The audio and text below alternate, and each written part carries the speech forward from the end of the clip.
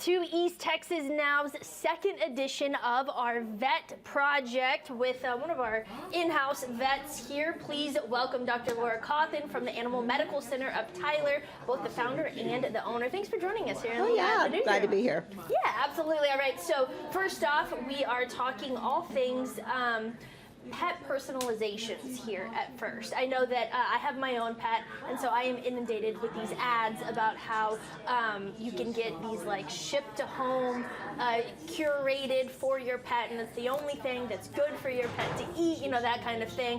And I don't know how much of it is fear-mongering and how much of it is, no, we really do need to have a conversation about, you know, dogs maybe eating kibble or things of that nature and how healthy it is. So let's jump into it.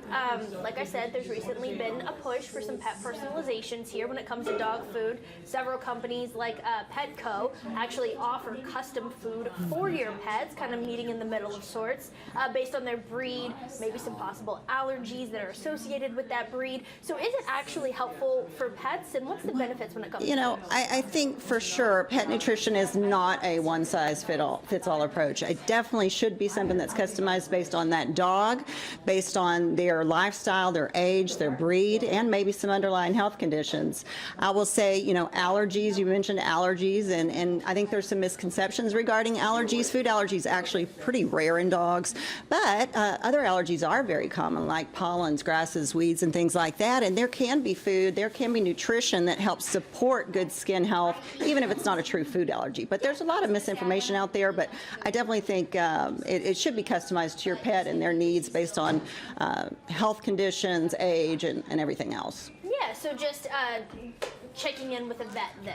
Absolutely. Hey, we're thinking about switching this up. Do you think this would be more beneficial from what you're saying? Absolutely. I think that, you know, the number one thing I look for in a pet food, first and foremost, is that they've got an AAFCO feeding label. AAFCO. It's an organization that kind of just tries to make sure these foods are tested, have what they say they have in them, and actually hold these companies accountable to what's in their product. And so the AAFCO feeding label is first and foremost. Make sure it's got that. If it's got that, then you look to your veterinarian.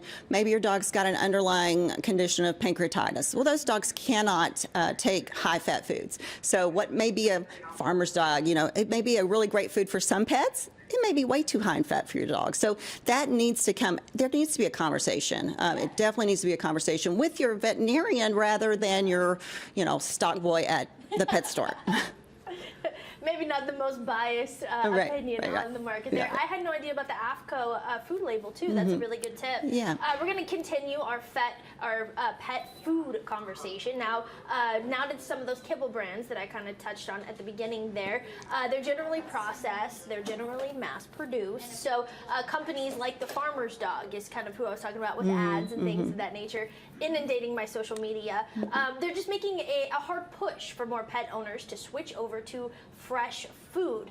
What would you recommend? Well, like I said, I think it's customized. I think there's some dogs that absolutely cannot take fresh pet, or the farmer's dog. They absolutely cannot use those. And I think there can be a pelleted food that has been well studied that can be very nutritious. And so just because it's pelleted doesn't mean it's not been studied widely. It's not been formulated properly. So I think, you know, there's two sides to that story, and I think every dog should be matched with what would be appropriate for them. Yeah.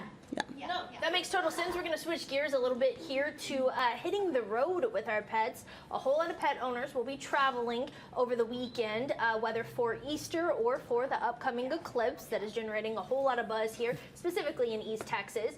So let's start with Easter first, right? It's coming up this Sunday. What are some things to keep in mind before we maybe hide those candy-filled eggs in the yard, or any of that nature, the dyes maybe that's getting into the grass? What are some things that can be a little hazardous? We want to be careful. Well, I think in terms of the candy, probably the most dangerous thing is the dark chocolate. That's got the theobromine in it, more like caffeine, that can cause problems for dogs.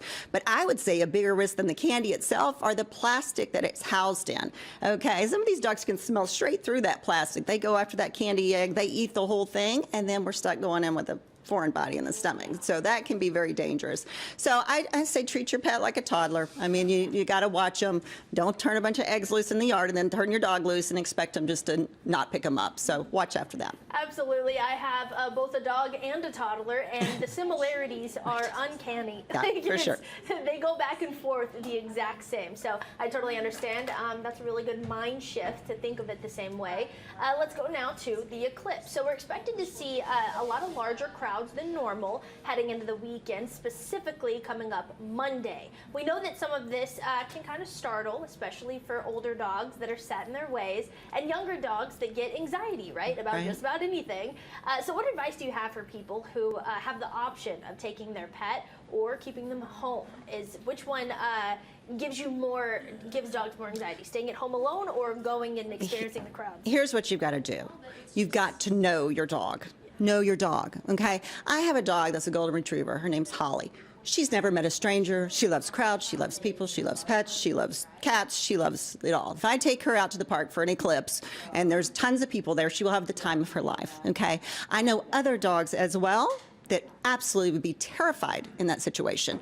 They would have their hackles up, they would be shaking, they would be trembling, they would be startled by every loud noise in another dog, okay?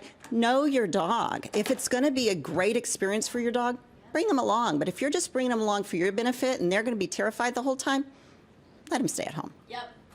Absolutely. It's not a one-size-fits-all situation. It sounds like a lot of it is making sure that you're checking in with both your dog and with your vet and Absolutely. going back and forth. And it sounds like the general conclusion, whether it be food or traveling, what have you, is maybe don't take outside sources as absolute concrete. Absolutely. Make sure that you are having something that is kind of attuned to your dog, right? Absolutely. All right. Now, before we go, I just got to ask one last question. I know that we all have our breeds that we love. I have a German Shepherd, and I will never stray from owning German Shepherds.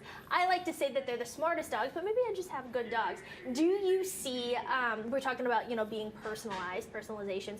Do you see overall personality traits for specific breeds of dogs? Are they all kind of the same, or is it? Absolutely. Really? Yeah, absolutely. Okay, so we can judge a dog by the breed. When Absolutely. There are certain breed standards that we see, and most of the time a golden retriever is going to be the happiest dog, or the lab's going to be the happiest dog. It's not always the case, okay. But yeah, we definitely see personality traits within the breeds, and that's something you can pretty much rely on. Okay, sounds good. All of the tips and tricks here once again from Dr. Laura Cawthon from the Animal Medical Center of Tyler, the founder and the owner. Once again, Doctor, thank you so much. Thank you. for joining us here Enjoyed in it. Texas Now. I'm sure we'll talk again soon.